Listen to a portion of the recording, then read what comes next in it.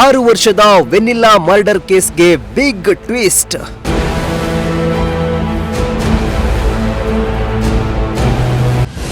ಕಾಲಿಂದ ಒದ್ದು ಉಸಿರುಗಟ್ಟಿಸಿ ಕೊಂದನಂತೆ ಅಮ್ಮನ ಪ್ರಿಯಕರ.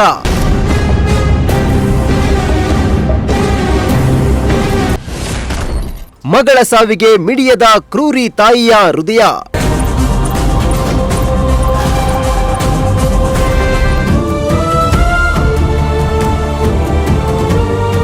ಎಸ್, ಕಾಡುಗೋಡಿಯಲ್ಲಿ ತಾಯಿ ಹಾಗೂ ಪ್ರಿಯಕರ ಸೇರಿ ಮಗಳ ಕೊಲೆ ಮಾಡಿದ ಪ್ರಕರಣ ದಿನದಿಂದ ದಿನಕ್ಕೆ ಬೇರೆ ಬೇರೆ ಆಯಾಮ ಪಡೆದುಕೊಳ್ತಿದೆ. ಈ ನಡುವೆ ಆರೋಪಿ ಮೋಹನ್ ನನ್ನ 10 ದಿನಗಳ ಕಾಲ ಕಸ್ಟಡಿಗೆ ಪಡೆದಿರೋ ಪೊಲೀಸರು ತೀವ್ರ ವಿಚಾರಣೆಗೆ ಒಳಪಡಿಸಿದ್ದಾರೆ.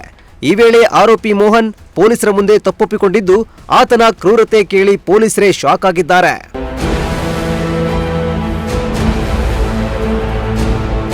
ಹೌದು, ಮಾರ್ಚ್ 31ರಿಂದ 3 ದಿನಗಳ ಕಾಲ ಮಧುರೈನ ದೇವಸ್ಥಾನಗಳಿಗೆ ಪ್ರಿಯಾಂಕಾ ಹಾಗೂ ಆಕೆಯ ಪ್ರಿಯಕರ ಮೋಹನ್ ಪ್ರವಾಸ ತೆರಳಿದ್ದು ಟ್ರಿಪ್ ಮುಗಿಸಿ 24ನೇ ತಾರೀಕು ಬೆಂಗಳೂರಿಗೆ ವಾಪಸ್ ಆಗಿದ್ರು.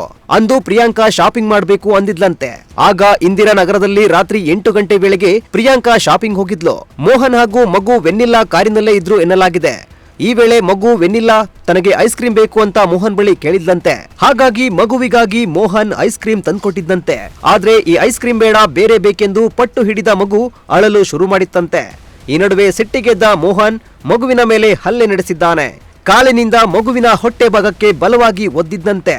ಈ ವೇಳೆ ಜೋರಾಗಿ ಕಿರುಚಾಡಿದ್ದ ಮಗು ಹಿಂಬದಿ ಕಾರಿನ ಸೀಟ್ನಲ್ಲಿ ನೋವಿನಿಂದ ಒದ್ದಾಡ್ತಿತ್ತಂತೆ. ಆಗ ಹೊರಗಿನವರಿಗೆ ಗೊತ್ತಾಗಬಾರ್ದು ಅಂತ ಮಗುವಿನ ಬಾಯಿಯನ್ನ 2 ಕೈಯಲ್ಲಿ ಅದುಮಿಟ್ಕೊಂಡಿದ್ದಂತೆ. ಈ ವೇಳೆ ಉಸಿರಾಟವಾಡದೆ ಮಗು ಮೃತಪಟ್ಟಿದೆ. ಹೀಗಂತ ಆರೋಪಿ ಮೋಹನ್ ಪೊಲೀಸರ ತನಿಖೆಯಲ್ಲಿ ಬಾಯ್ಬಿಟ್ಟಿದ್ದಾನೆ.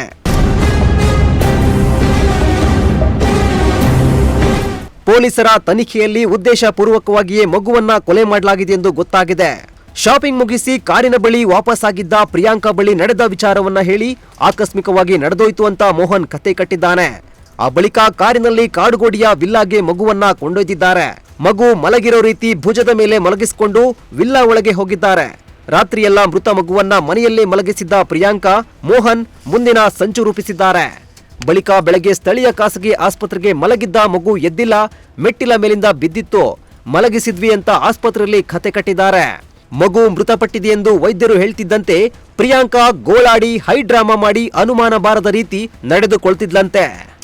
ಆ ಬಳಿಕ ಮರಣೋತ್ತರ ಪರೀಕ್ಷೆ ನಡೆಸಿ ಮೃತದೇಹ ಅಂತ್ಯಕ್ರಿಯೆ ನಡೆಸಲಾಗಿದೆ. ಮರಣೋತ್ತರ ಪರೀಕ್ಷೆಯಲ್ಲಿ ಮಗುವಿನ ಸಾವಿನ ಬಗ್ಗೆ ಉಲ್ಲೇಖವಾದ ಬಳಿಕ ತಂದೆ ಪ್ರವೀಣ್ ಹೋರಾಟ ನಡೆಸಿ ಕೇಸ್ ದಾಖಲಿಸಿದ್ದಾರೆ. ಮಗಳ ಸಾವಿಗೆ ಕಾರಣಲಾದ ನಿಷ್ಕರುಣಿ ತಾಯಿ ಪ್ರಿಯಾಂಕಾ ಹೊರ ರಾಜ್ಯದಲ್ಲಿ ತಲೆಮರೆಸಿಕೊಂಡಿದ್ದು ಕಾಡುಗೋಡಿ ಪೊಲೀಸರು ಹುಡುಕಾಟ ಮುಂದುವರಿಸಿದ್ದಾರೆ. ಉಪ್ಪು ತಿಂದ ಮೇಲೆ ನೀರು ಕುಡಿಯಲೇಬೇಕು ಅನ್ನೋ ಹಾಗೆ ಮುಗ್ಧ ಮಗುವಿನ ಸಾವಿಗೆ ಕಾರಣರಾದ ಈ ನೀಚರಿಗೆ ಶಿಕ್ಷೆಯಾಗಬೇಕಿದೆ.